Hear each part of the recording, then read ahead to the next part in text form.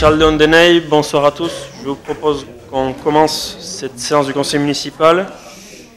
Un peu de silence s'il vous plaît. Donc je vais faire lecture des pouvoirs. Donc on a 3 pouvoirs. Florence Crépin pour Pierre Bologne, Pellico Arrieta pour Leïla Larassa et Émilie Dutoya pour Antion Billotte. Et désigné secrétaire de séance Antion Billotte, toujours, pour changer. Et on passe aux affaires générales. Approbation du procès-verbal de la séance du conseil municipal du 1er août 2024. Avez-vous des observations, des questions? Il n'y en a pas. Qui s'abstient, qui est contre? Et c'est adopté. On passe au point 2, le compte-rendu des décisions prises par délégation du conseil municipal au maire. La délégation octroyée par le conseil municipal m'a permis de signer l'octroi d'une subvention dans le cadre du programme d'intérêt général de la CAPB, un avenant au marché de voirie pour intégrer de nouveaux prix, 2 conventions d'honoraires avec des avocats pour assurer la défense de la commune. Y a-t-il des remarques, des demandes de précision par rapport à ça? Je vois qu'il n'y en a pas. On prend acte. Rapport d'activité de la communauté d'agglomération Pays Basque pour l'année 2023. Donc c'est un rapport. Il s'agit ici de prendre acte de la présentation du rapport d'activité 2023 de la communauté d'agglomération Pays Basque. Le rapport a été consultable dans le dossier du conseil municipal. Je pense que tout le monde l'a lu, avec attention.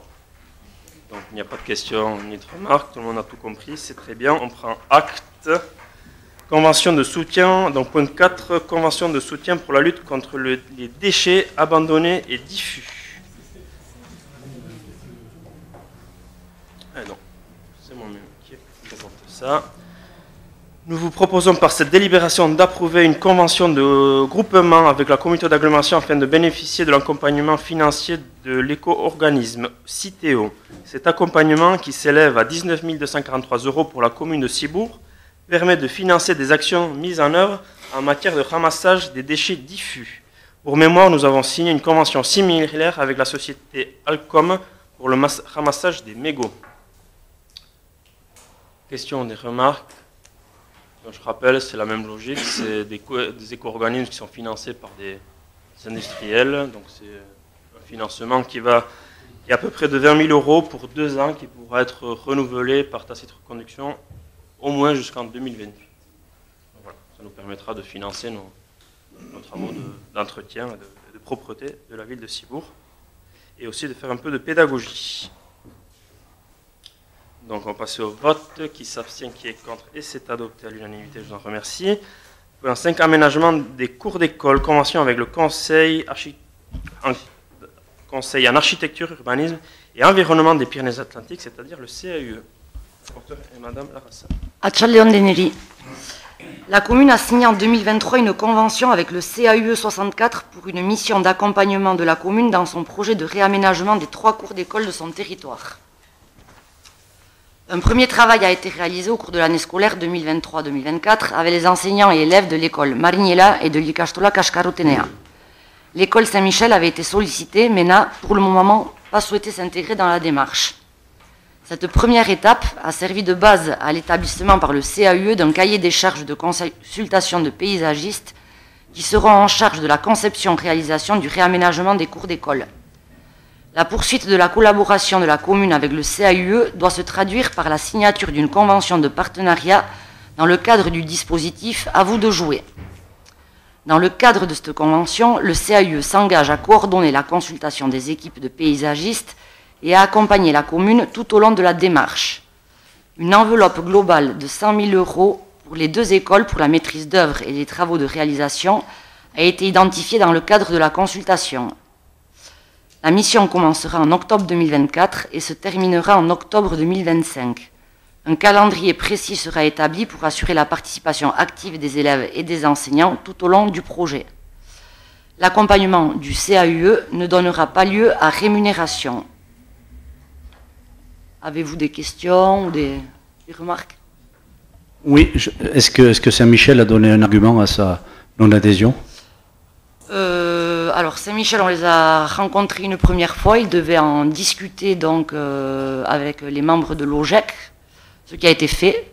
Et ensuite, c'est donc notre DGS qui a eu l'occasion d'en discuter de nouveau avec un membre de l'OGEC et qui à ce jour n'ont pas exprimé l'intérêt, en tout cas pour l'instant, de s'engager dans la démarche, sachant que la porte n'est pas fermée. On va débuter en tout cas ce projet avec les 2 écoles qui ont exprimé un intérêt. Et si Saint-Michel souhaite s'engager dans cette démarche-là, la commune accompagnera également l'école. Merci. Madame Duverbier.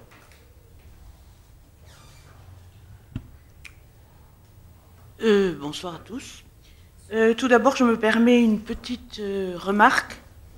Le texte que vous venez de nous présenter n'est pas tout à fait identique à celui que l'on a entre les mains. Moi, sur le document que j'ai, il est noté une enveloppe globale de 50 000 € par école pour les travaux de réaménagement. Mais si vous avez consulté la convention... C'était justement une des remarques que j'allais vous faire, monsieur. La convention a été consultable dans le dossier du conseil municipal. Oui. Certains l'ont consulté.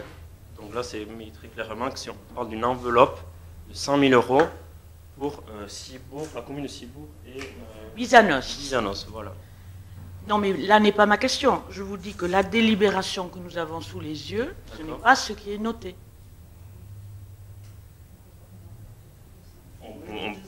On peut modifier, de toute façon, ce qu'on approuve, c'est surtout la convention. Oui, mais enfin, si, alors c'est la remarque que je voulais vous faire par la suite.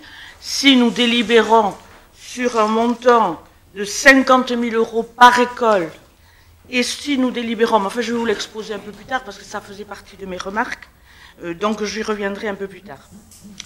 Donc permettez-moi d'abord de vous dire, monsieur le maire, que nous souhaitons, comme nous l'avons fait lors du conseil municipal du 21 septembre 2023, vous confirmer notre intérêt pour ce projet d'aménagement des cours d'école proposé par le CAUE.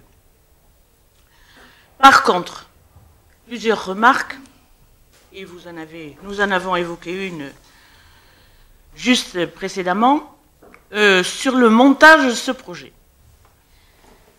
D'abord, nous déplorerons le manque d'informations à la suite du vote de la première convention. Vous nous parlez d'un premier travail, etc. Personnellement, et je pense que mes autres collègues sont dans la même situation, nous n'avons eu aucun retour du travail effectué par le CAUE. Donc, étant donné que ce travail, enfin cette première convention, engageait une dépense de 3 300 €, je pense qu'elle mérite d'être justifiée auprès des élus et d'avoir un compte rendu de ce qui a été fait ou pas fait. Soucieux d'avoir des informations sur ce premier retour, j'ai appelé le CAUE pour avoir un compte rendu de ce qui s'était fait. Et, alors je suis étonnée que vous ne le disiez pas non plus, j'ai appris que le CAUE avait décidé d'exonérer la commune de Cibourg du montant de la dépense de 3 300 €, les autres communes n'ayant pas été assujetties à cette dépense. Déjà, j'en informe tout le monde parce que c'est une bonne nouvelle, la commune de Cibourg gagne 3 300 €. Je suis étonnée que vous ne n'en faisiez pas part, monsieur le maire. Nous déplorons aussi que cet aménagement n'ait pas été pris en compte lors de la restructuration récente du pôle scolaire Marinella. Et enfin, on apprend ce soir, comme mon collègue, que l'école Saint-Michel était exclue de ce projet. Donc, je voulais vous en demander la raison.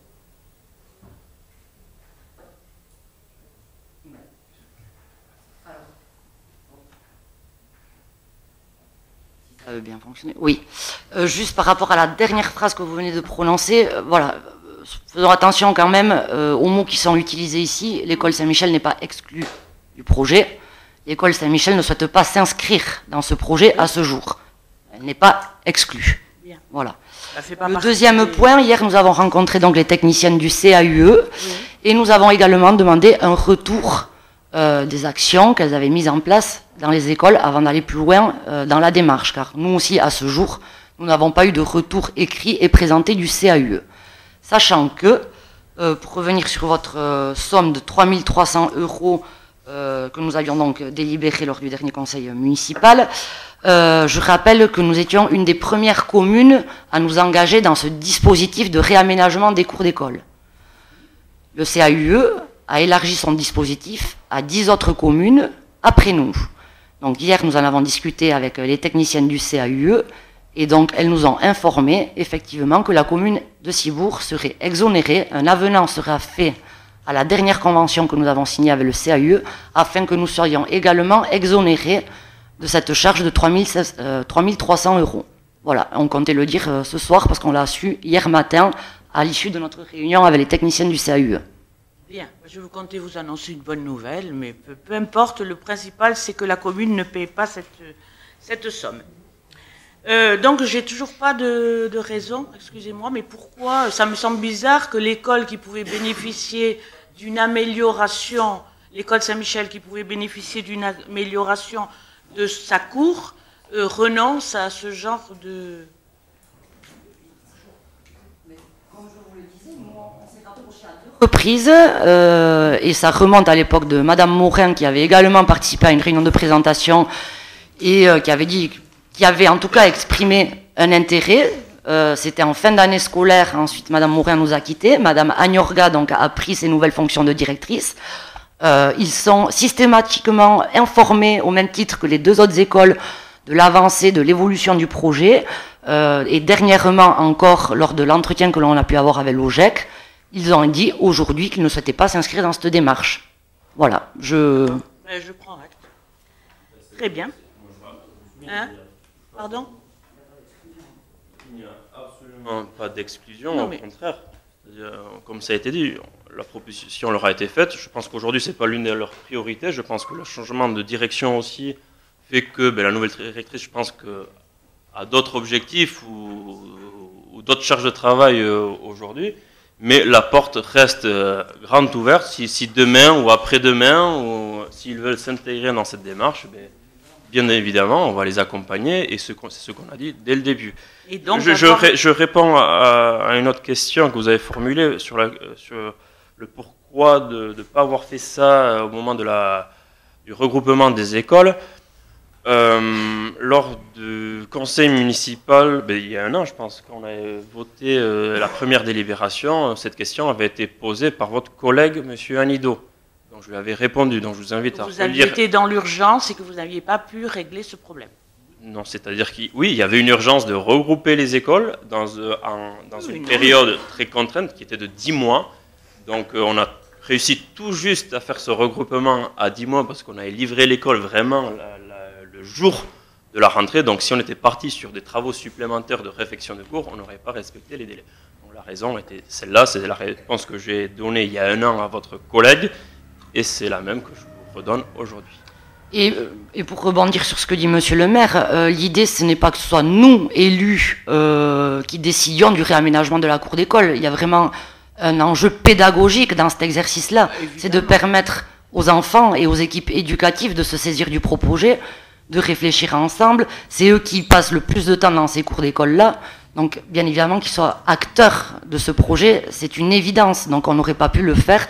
Enfin, en tout cas, ça nous paraît dénué de sens que nous portions un projet seul de cette envergure, et en plus dans le cadre dans lequel on a regroupé les écoles dans ce temps record.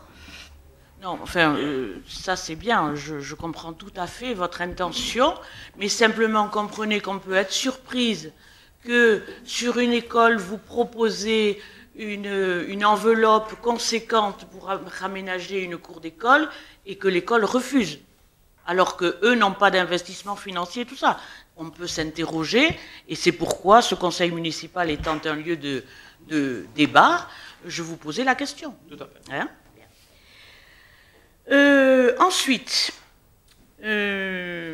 Ensuite, nous notons des contradictions surprenantes entre les termes de la délibération de ce soir et la convention l'accompagnant. Nous avons abordé ce problème il y a quelques minutes. Donc, moi, lors de la délibération, lors de la délibération que nous avons sous les yeux, attendez, excusez-moi, parce que ça va être intéressant ce que je vais dire. Parce que comme vous n'avez rien relevé, je pense que vous n'avez pas vu la différence, donc je vous le précise.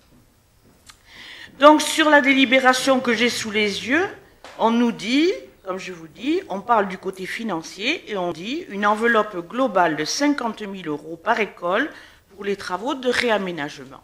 Mettant en parallèle la convention que nous allions signer, nous avons pour Bizanos et Cibourg. Alors d'abord, je ne vois pas pourquoi on fait référence à Bizanos, mais enfin, peu importe.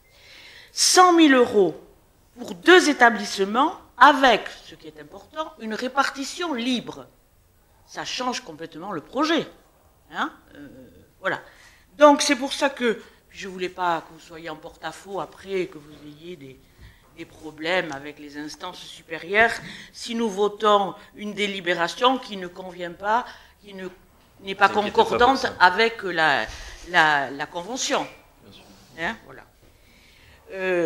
Donc c'est pour ça. Bon, apparemment, je ne sais pas, il y a peut-être eu une erreur sur la délibération qui nous est présentée. Non, il n'y a pas d'erreur. On pourrait modifier, on pourrait la compléter, mais je rappelle ce qui fait pas la compléter. Laissez-moi terminer, s'il vous plaît. Je vous ai laissé parler. Ce qui fait foi, c'est autorise Monsieur le maire à signer la convention. La convention est très claire. Maintenant, si vous voulez, pour une meilleure compréhension et pour pas qu'il y ait de doute, on peut rajouter, c'est-à-dire on peut reprendre le paragraphe de la convention dans lequel on dit qu'on parle de 100 000 € avec les livres d'appréciation sur la distribution, sur la répartition.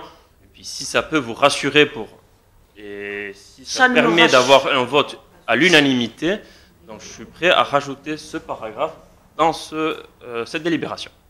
J'apprécie beaucoup votre humour, monsieur le maire. Voilà. Ça ne me rassure absolument pas.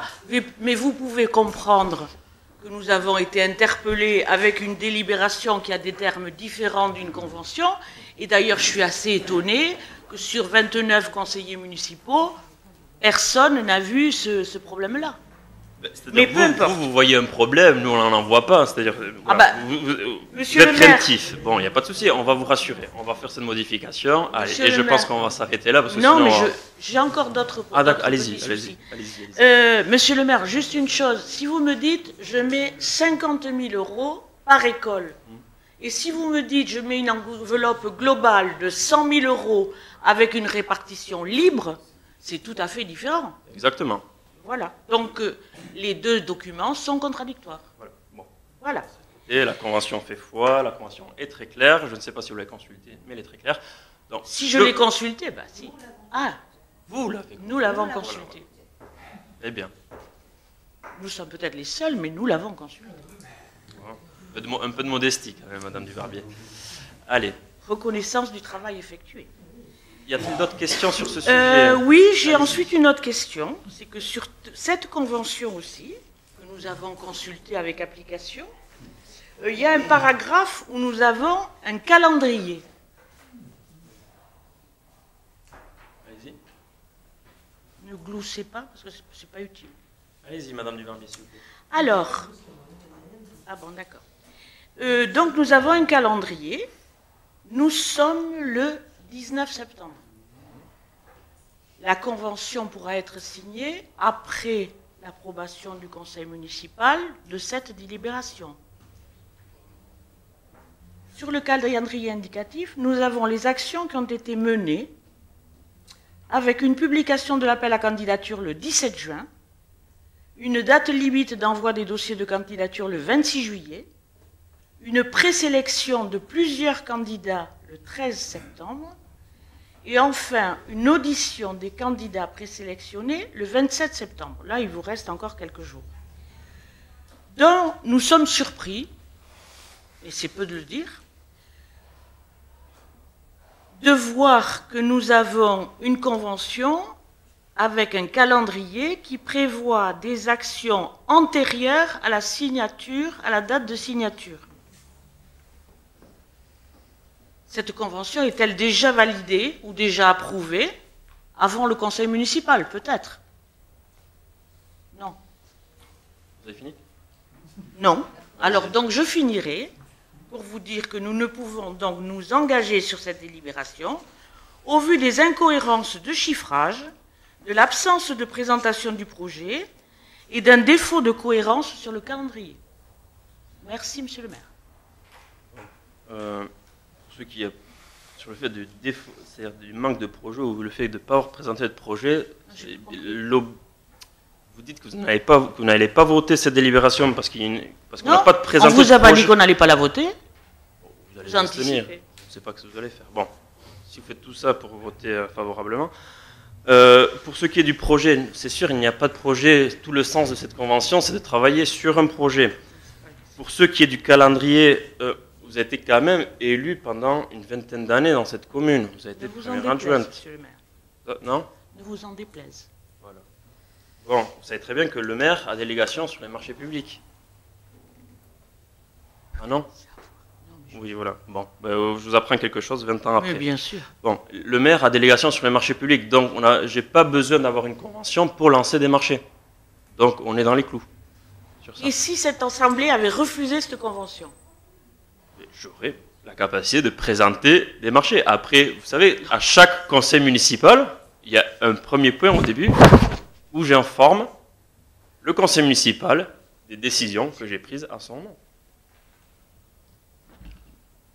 Donc il n'y a aucune erreur, vous essayez de trouver une erreur dans ces conventions, vous essayez de faire des appréciations qui sont assez capillotractées, mais bon, il n'y a pas de souci. Ils sont assez quoi? Capillotractées, voilà, tirées par les cheveux. Oh, parfait. Utiliser Donc, la langue française avec une dextérité qui m'étonne. Oui, allez. Donc, y a-t-il d'autres questions ou de remarques? Non? Non, il n'y a pas. Bon, je propose qu'on passe au vote sur ce joli projet qui va permettre de retravailler les cours d'école, parce que le fond du projet, c'est quand même ça. C'est pas la convention, mais c'est l'objectif de cette convention, qui sera de retravailler au moins 2 cours d'école sur nos 3 écoles, de retravailler ces cours qui sont complètement minéralisés, de les désimperméabiliser, d'apporter des sources des îlots de fraîcheur. Et je pense que les 2 écoles, que ce soit l'école publique de Marignella et l'ICACHELOS, sont très enthousiastes sur ce projet-là. Donc on aura une enveloppe de 100 000 € à répartir sur ces 2 écoles. Et donc je pense que le travail va être très intéressant, parce qu'il va être porté avec l'équipe enseignante aussi. Donc il n'y a pas beaucoup de communes qui font ça. Dans le CAE, il y en a, dans ce dispositif, il y en a une dizaine. Il y a d'autres communes qui l'ont fait de manière indépendante aussi, mais ça reste aujourd'hui assez rare, il faut le souligner. Donc je vous propose qu'on passe au vote. Donc qui s'abstient? 3 abstentions. Qui est contre? Il n'y en a pas. Et je vous remercie. On passe aux affaires financières. Une première décision modificative. Bonsoir. Nous vous proposons d'adopter une décision modificative afin d'inscrire les crédits pour la réalisation des travaux de reprise du parking de l'avenue Katialine Aguirre en dépenses et de prévoir la recette correspondante, à savoir le remboursement par le syndicat de Lunsin. Des questions, des observations? Oui. Monsieur Perry? Oui, c'est une remarque technique, pas financière mais technique. La désimperméabilisation, l'intérêt n'est plus approuvé. Par contre, je pense que l'intérêt n'est pas égal partout, en fonction de l'altitude, de la géologie, de la proximité des cours d'eau. Tout à fait. Donc, par exemple, l'avenue de la Rune est beaucoup plus pertinente que Katialine Aguirre. Voilà. Donc peut-être que pour les prochains choix, on pourra avoir la liste des possibilités et choisir ensemble. Par exemple, autour de la tour de Bordaguin, je pense que, puisque c'est haut et géologiquement favorable, on valorisera beaucoup mieux l'imperméabilisation. Oui, il y a aussi une autre question, c'est la nature des sols aussi. La géologie, voilà. J'ai parlé de la géologie. La nature des sols, c'est-à-dire un sol argileux est moins propice qu'un sol sableux, qu'on peut l'avoir dans les Landes. C'est le point que j'évoquais en deuxième de géologie. Chose, la raison de Katialine Aguirre, c'est qu'il faut rappeler qu'on a un syndicat qui s'appelle le syndicat de la basse vallée de Lunsin, porté avec la ville de Durugne, qui a un budget propre, et ce budget peut être seulement exécuté sur un périmètre donné. Donc, au final, c'est l'opportunité que nous donne ce syndicat qui fait qu'on a choisi le parking de Florentino Goicoechea, puis celui de Katialine Aguirre. Voilà. On aurait fait avec les fonds propres de la ville, on aurait fait d'autres endroits, comme on a pu faire avenue de la Rune. Il n'y avait aucune simple. contestation dans ma... Non, mais c'est technique. Oui, oui. j'explique les raisons Mais du la choix. facilité et le coût entrent en compte. Voilà, On est d'accord. c'est l'opportunité qui est Voilà. là. Je suis d'accord avec vous qu'il est plus pertinent de le faire à l'avenue de la Rune que sur Catialinagir ou sur Florentino. Néanmoins, l'impact n'est pas nul non plus sur Catialinagir ni sur Florentino. Donc c'est à faire. Il y a une opportunité financière, on l'a saisie. Et on fait cet aménagement, ça ne veut pas dire qu'on ne va pas en faire ailleurs. La preuve, il y a des délibérations qui viennent ensuite. On va faire aussi le même exercice sur la rue Joseph Aveberry, sur Marignella. On n'est pas aussi haut que Bordaguin, je vous l'accorde, mais on est quand même sur une petite colline. Je pense que ça reste pertinent. Merci.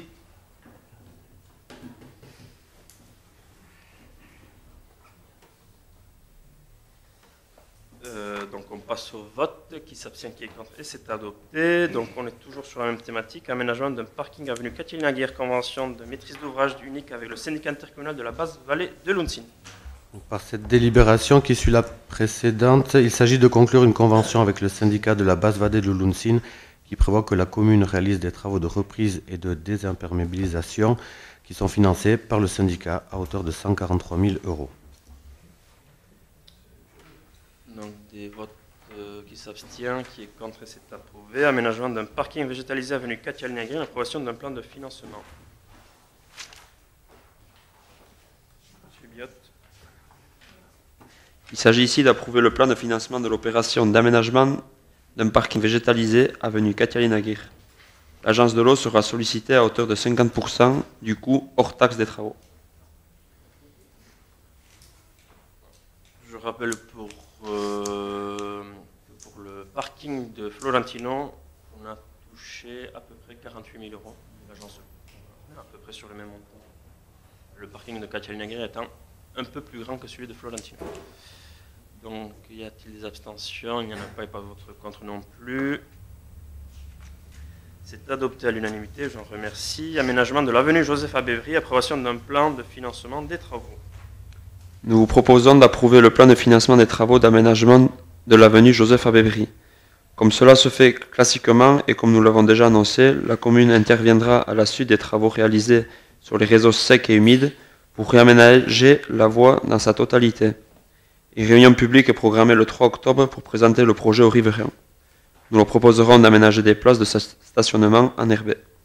Cette opération pourrait bénéficier de financement de l'agence de l'eau et du fonds vert à hauteur de 320 000 €. Des remarques ou observations? Il n'y en a pas, j'en remercie. On passe au vote, qui s'abstient, qui est contre, et c'est adopté.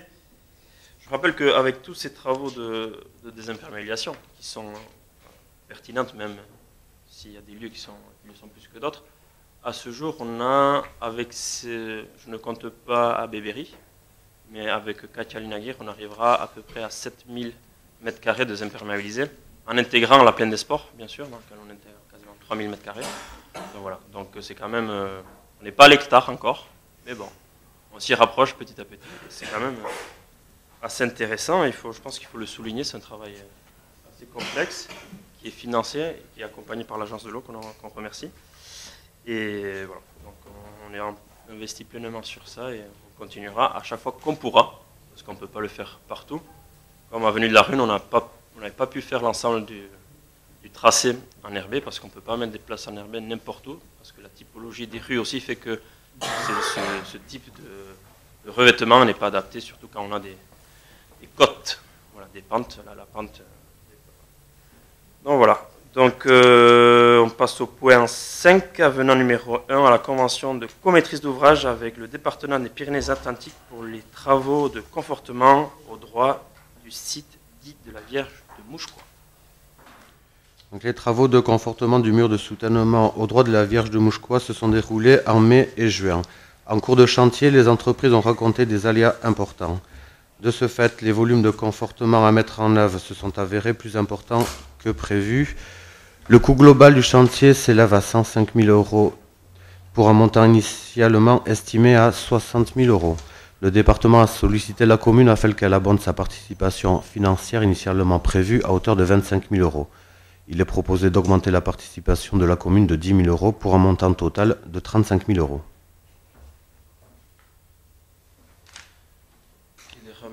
questions? Il n'y en a pas. Bon.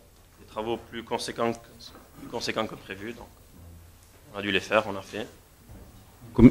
En commission, nous étions tous d'accord que 60 000, c'était probablement sous-estimé. On était d'accord. Mais bon, c'est le chiffrage que nous avait présenté le département, c'était le maître d'œuvre. Par contre, j'ai remarqué avec plaisir que les travaux ont augmenté de 75% et la part de Cibourg de 40% seulement. C'est ça. Ça s'appelle la négociation.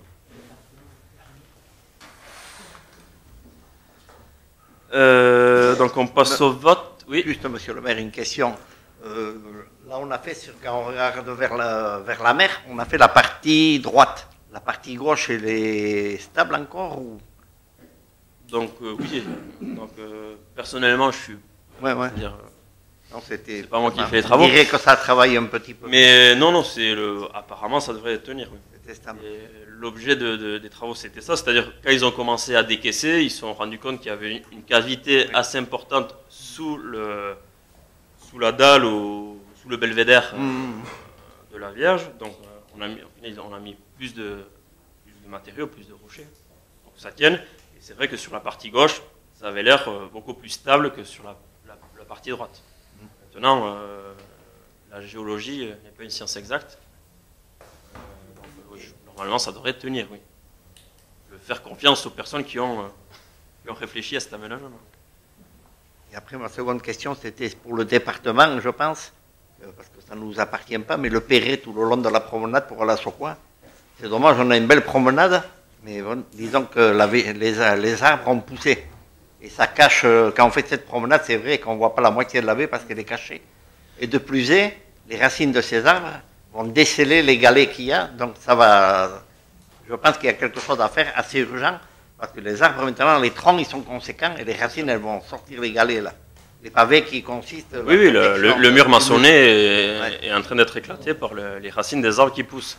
On est tout à fait d'accord, et je pense qu'on avait parlé de ce sujet en commission, si je me rappelle bien.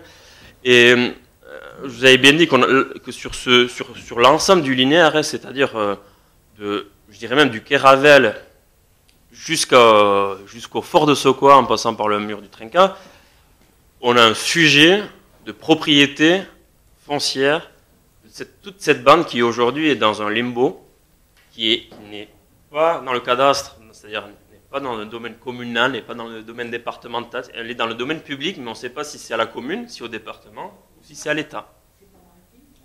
Non, on est sur le domaine public. C'est un domaine public. Aujourd'hui, c'est pas, je dirais, cartographié. Donc, il y a un travail qui est mené. Je vous avais dit qu'il y avait eu un travail déjà sur Saint-Jean, qui avait le même sujet. Donc, un travail qui a été fait l'année dernière sur la partie de Lusienne. Là, fin août, on nous a fait une première présentation. Donc, c'est l'agglomération qui porte ce travail d'analyse de tous ces ouvrages, de l'état de ces ouvrages et des fonctions de ces ouvrages pour pouvoir définir la propriété de ces ouvrages. Donc, c'est-à-dire que c'est l'objet même de l'ouvrage qui va déterminer la propriété de l'ouvrage, et c'est donc le propriétaire qui devra après faire les travaux nécessaires. Mais aujourd'hui, malheureusement, ce sont des ouvrages dits orphelins. On ne sait pas qui elles sont. Nous, on se doute, mais aujourd'hui, c'est pas formalisé, donc c'est vrai que personne, on va se dire la vérité, personne ne veut y aller parce qu'on parle de coûts qui sont très importants. Pour la Vierge de Mouchecois, on a fait, ça a été quand même,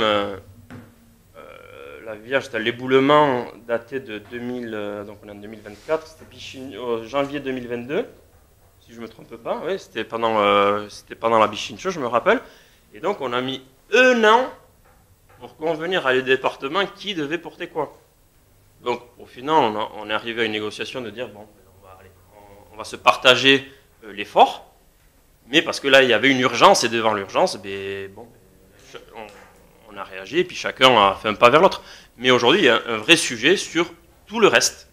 Et c'est pour ça qu'il y a l'étude qui est portée par l'agglomération, qui a fait déjà un diagnostic visuel, ils sont accompagnés par le CEREMA, et après, il y aura une deuxième étape de dire, voilà, vraiment classifier la nature et l'objet de ces ouvrages pour pouvoir après déterminer la propriété et engager des travaux.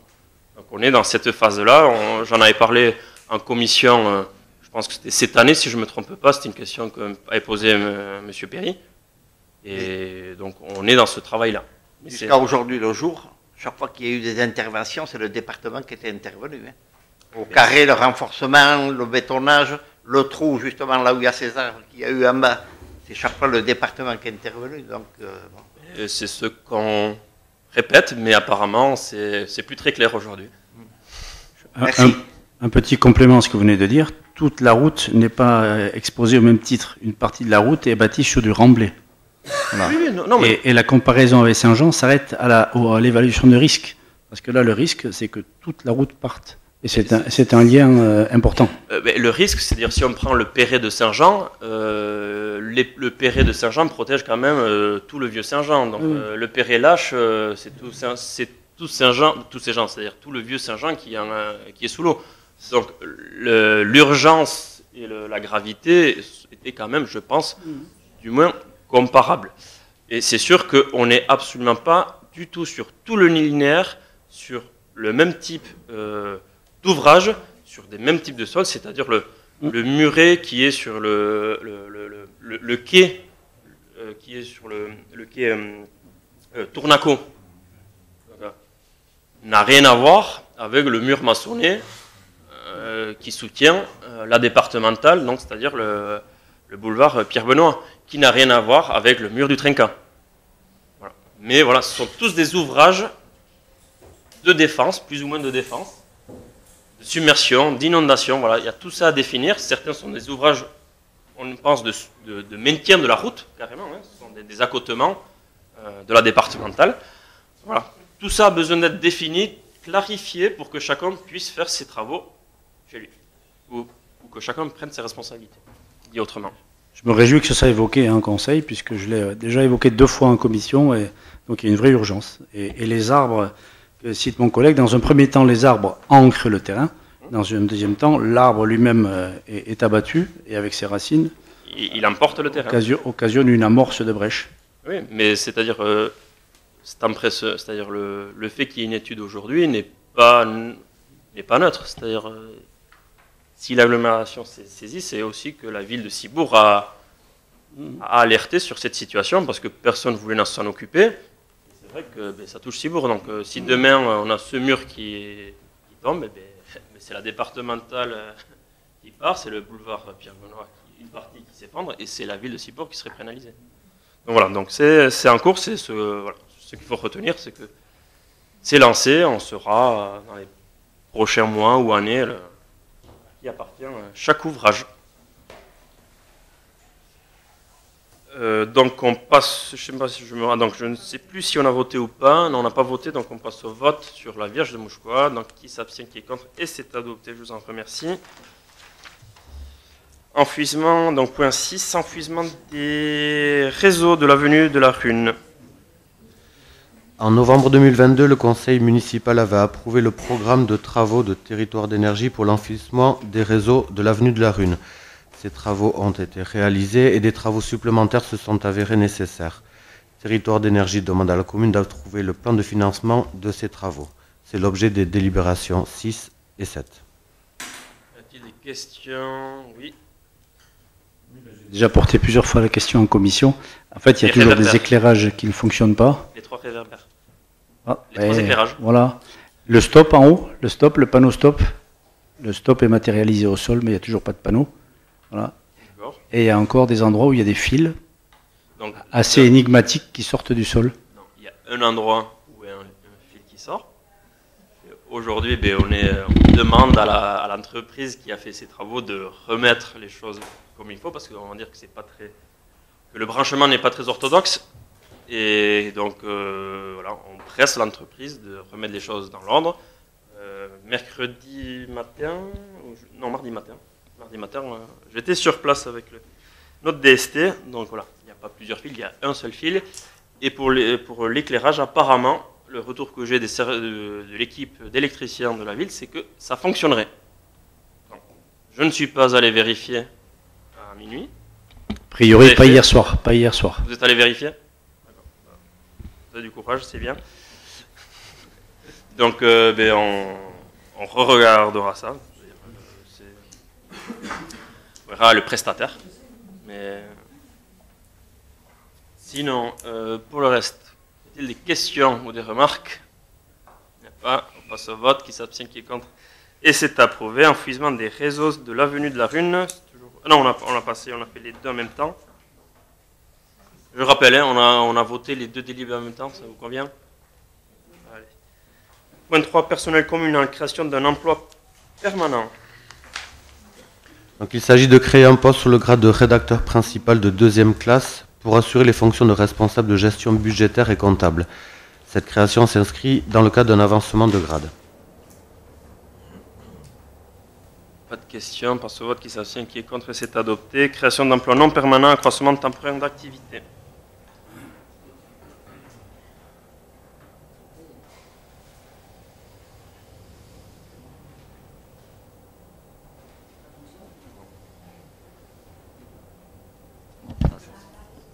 Oui. Création d'emplois non permanents, accroissement temporaire d'activité. Donc, par cette délibération, il vous est proposé de créer 3 emplois non permanents d'animateurs à hauteur de 21h35 pour assurer un encadrement des élèves sur le temps de pause méridienne et des interventions dans le cadre de l'accueil de loisirs pendant les vacances scolaires du 1er octobre au 31 août 2025. La rentrée scolaire s'est traduite à l'école Marignella par une augmentation des effectifs de 188 à 201 élèves, soit 13 élèves supplémentaires. Cette augmentation a permis l'ouverture d'un demi-poste de français, ce dont on se réjouit. L'augmentation des effectifs combinée à une fréquentation plus importante de la cantine génère un besoin renforcé d'encadrement sur le temps de la pause méridienne. Afin que les contrats proposés soient plus intéressants, l'intervention sur la pause méridienne est complétée par l'intervention sur les périodes de vacances scolaires en lieu et place des agents contractuels habituellement embauchés. Des questions?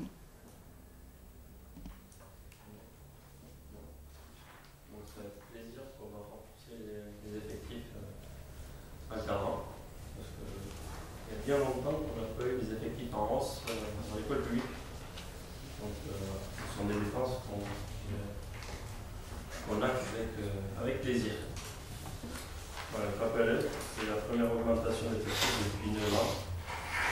Depuis 2022-2023, on a eu une stagnation. On a arrivé à presque et je brosse, on a mis un demi-poste. C'est pas mal, il ne faut pas non plus crier victoire, mais ce sont des signes encourageants par rapport au travail criminel. Je pense que le regroupement des écoles, je pense aussi que la planification de la cantine à l'euro aussi, qui fait qu'on a plus d'enfants aussi qui restent à la cantine, je pense que ça a été aussi. Et l'ensemble des projets qu'on porte avec différents services, services culture, services animation, aussi toutes ces mobilisations aussi, rendre l'école attractive. Mais bon, qui n'ont pas victoire, c'est encourageant. Donc, qui s'abstient, qui est contre, et c'est approuvé. Un remercie, suppression d'emploi permanent.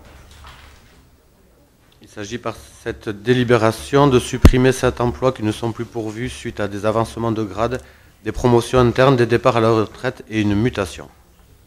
Des questions, des remarques? Il n'y en a pas. On passe au vote. Qui s'abstient, qui est contre, et c'est approuvé. Revalorisation du prix unitaire du titre restaurant et de la répartition de la charge financière. Par cette délibération, nous vous proposons de modifier la valeur unitaire du titre restaurant dont bénéficient les agents qui le souhaitent.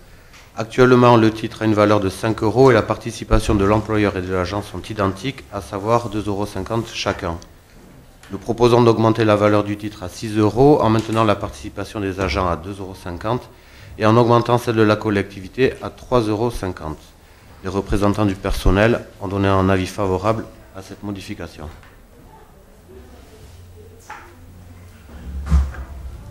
Il y a des questions, des remarques? Il n'y en a pas.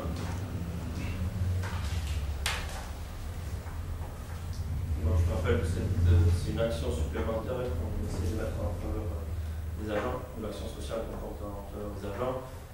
Je rappelle que depuis 2022, il y a eu quand même une augmentation de 160 3,5%, pour un coût de 160 000 € pour la ville, une augmentation en 2022 de 3,5%, en 2023 de 1,5% pour un coût de 60 000 €, une prime de 60 000 € en 2023, une prime dit inflation, dit Macron, et une valorisation du IFCE de 20 000 € à peu près pour un coût de 20 000 € pour les élèves qui ont évolué. Voilà, tout ça est un coût supplémentaire. En tout, si on prend tous les dispositifs qu'on a mis en place, c'est un coût supplémentaire de 330 000 € par an.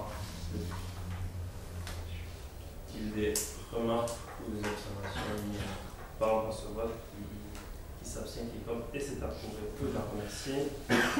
Remboursement des frais de garde et d'assistance des élus. Il s'agit ici de mettre en place ce que la loi prévoit en matière de remboursement des frais de garde et d'assistance pour les élus dans le cadre de leur participation à des réunions liées à la vie municipale. Question. Non. Il y en a un qui s'abstient, qui est contre, et c'est approuvé. On passe au chapitre culture, patrimoine et vie associative. Premier point, convention de partenariat pluripartite 2024-2026 relative à la démarche d'éducation artistique en Pays d'Aspe, coopération à l'échelle d'un territoire.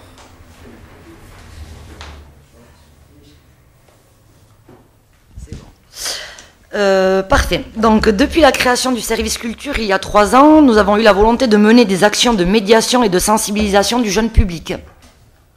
Cela s'est traduit par la mise en place de projets bien spécifiques qui ont rencontré un franc succès. Pour l'année scolaire 2024-2025, nous avons souhaité aller plus loin en proposant un programme complet d'éducation artistique, culturelle, sportive et scientifique à destination des établissements scolaires et du centre de loisirs. Ce programme comporte des propositions récurrentes comme des interventions autour de la lecture publique, mais aussi des projets plus ponctuels. Cette année, il s'agit par exemple d'un projet en partenariat avec le festival Ravel autour de l'œuvre L'enfant et les sortilèges.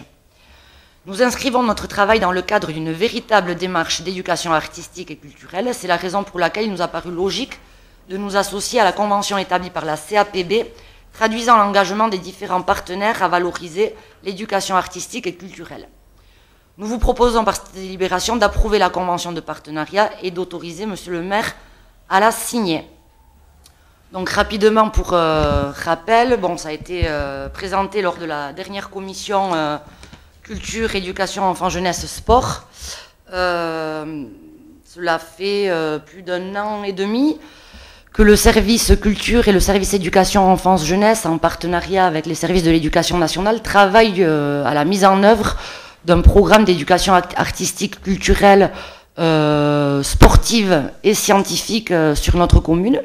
Donc il y a un pas qui a été franchi, on peut dire, là en 2024, avec la création d'un catalogue, une nouvelle étape, l'écriture en tout cas d'un livret qui regroupe l'ensemble de 20 parcours, des parcours aussi bien optionnels et des parcours obligatoires, livret qui a été construit en lien avec les conseillers pédagogiques de l'éducation nationale, présenté aux différents directeurs d'école, qui ont complètement adhéré au projet.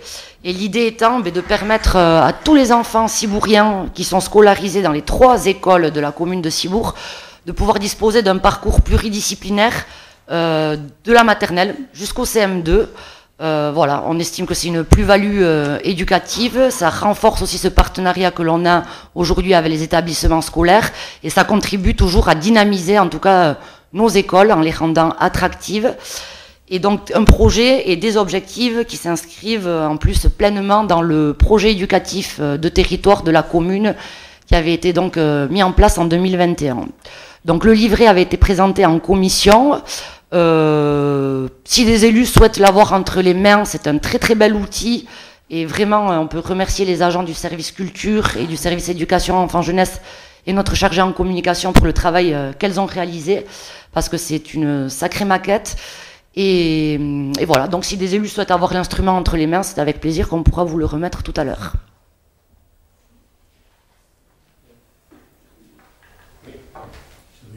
Purement sémantique et mentionner la complicité d'enseignants-chercheurs. On parle de science, donc je pense que collaboration, complicité, c'est un peu connoté. Hein. collaboration me paraît plus en ligne avec l'objet de la convention. Allez, s'il n'y a pas d'autres remarques, on passe au vote. Qui s'abstient, qui est contre, et c'est approuvé. Donc, toujours plus vieux. Pour là.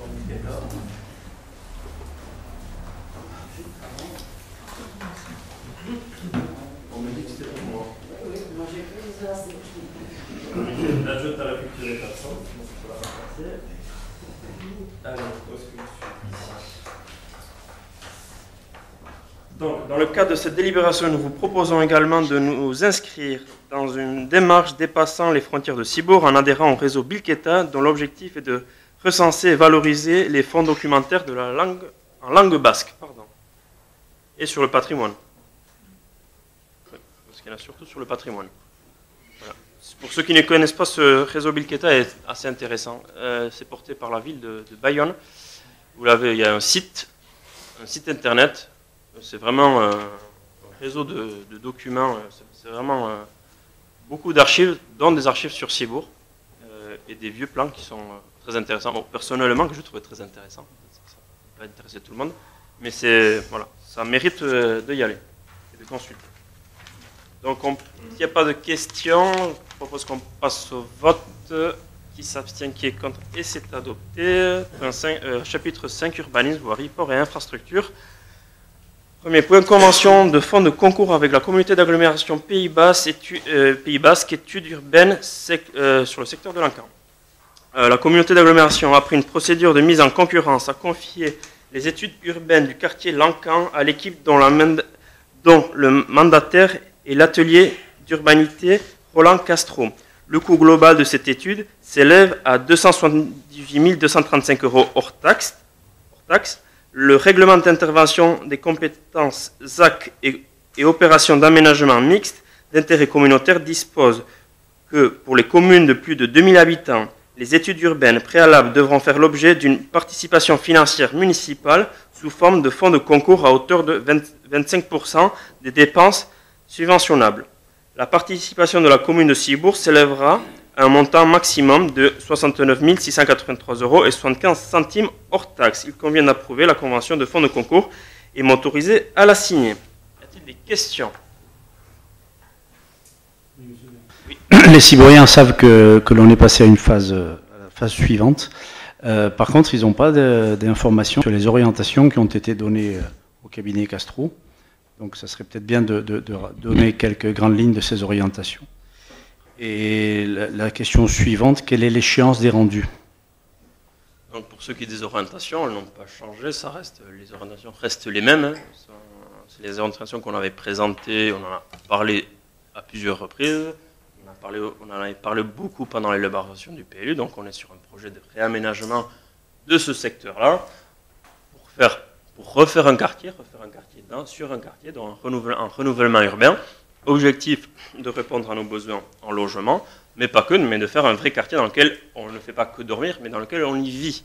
Donc avec des commerces, avec aussi un secteur pour le secteur économique, faire aussi un lieu de lien social, de rencontre. Aujourd'hui, on est sur une zone qui fait à peu près 6 hectares, dans laquelle les arbres se font rares, dans lequel il n'y a pas beaucoup d'herbe. On est surtout sur quelque chose qui est quasiment à 95% minéralisé. Donc là aussi, l'idée de faire un lieu, un espace partagé, de parc, tout ça reste à réfléchir.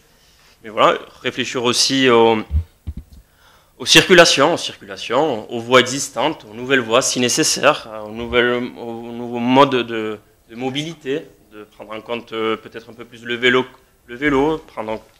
répondre aussi aux besoins de stationnement qui existent aujourd'hui, qui ne vont pas disparaître demain.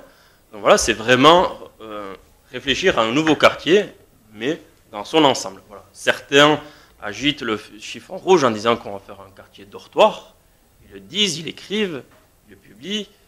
Voilà, je rassure tout le monde, l'idée ce n'est pas de faire un quartier dortoir, au contraire c'est de faire vraiment un quartier vivant dans lequel il y aura des logements, mais pas que, des logements dans lesquels il y aura beaucoup de logements sociaux, en locatif ou en accession à la propriété. Le PLU que vous aviez voté, que tout le monde a voté ici à l'unanimité, prévoit 75% de logements sociaux sur ce projet. Reste à définir le nombre de logements, reste à définir les espaces partagés, reste à définir les linéaires commerciaux.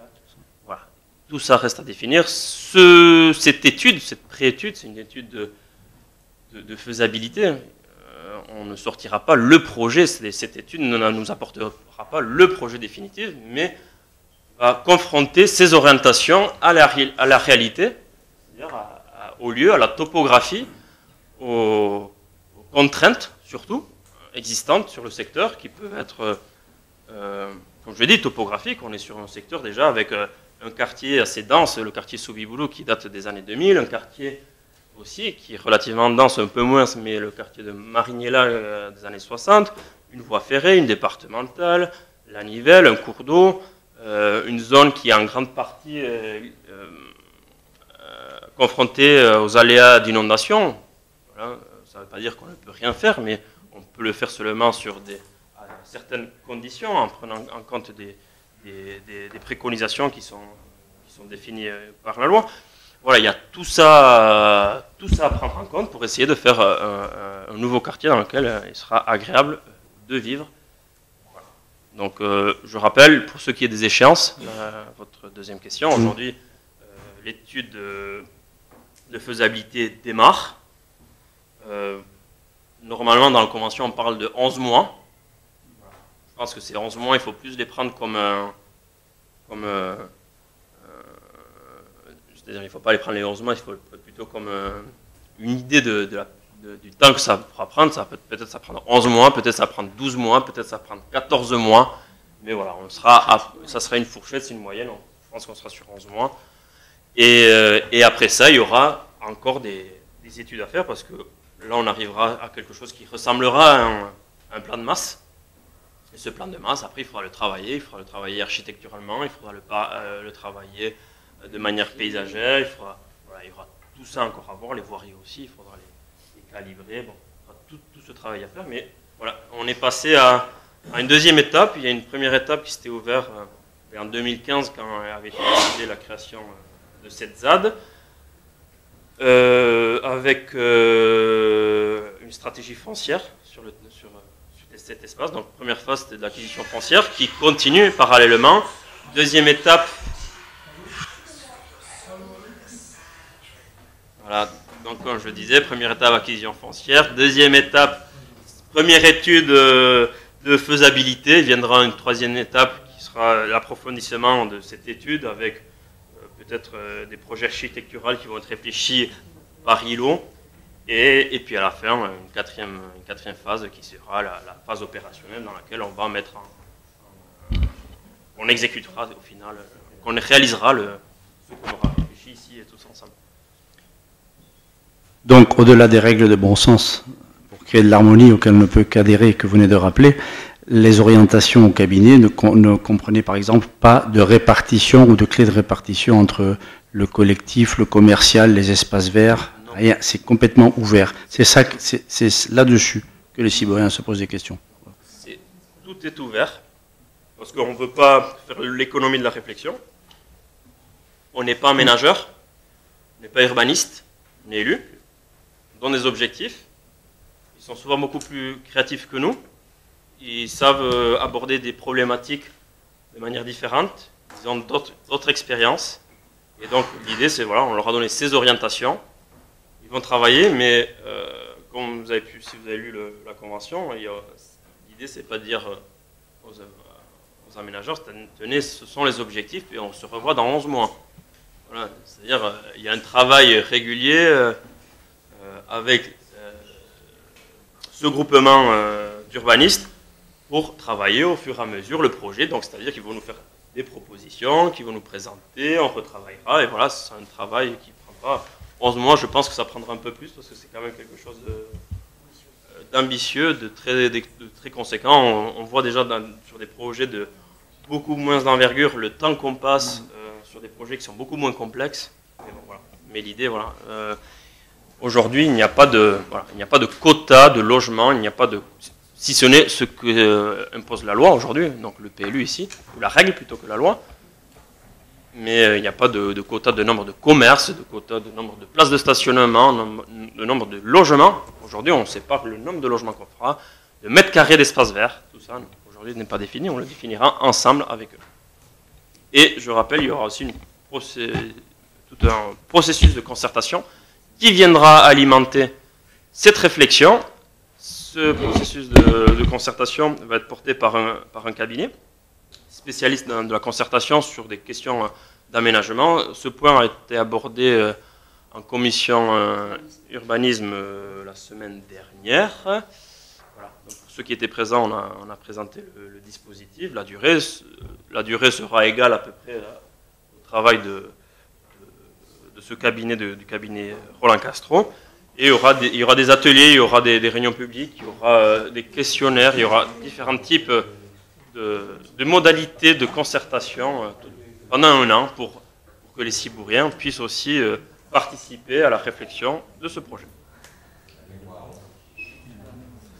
Merci d'avoir répondu. Je pense que c'était utile parce que, comme vous l'avez dit, ça crée du questionnement et de l'interprétation. Et donc, voilà. Merci.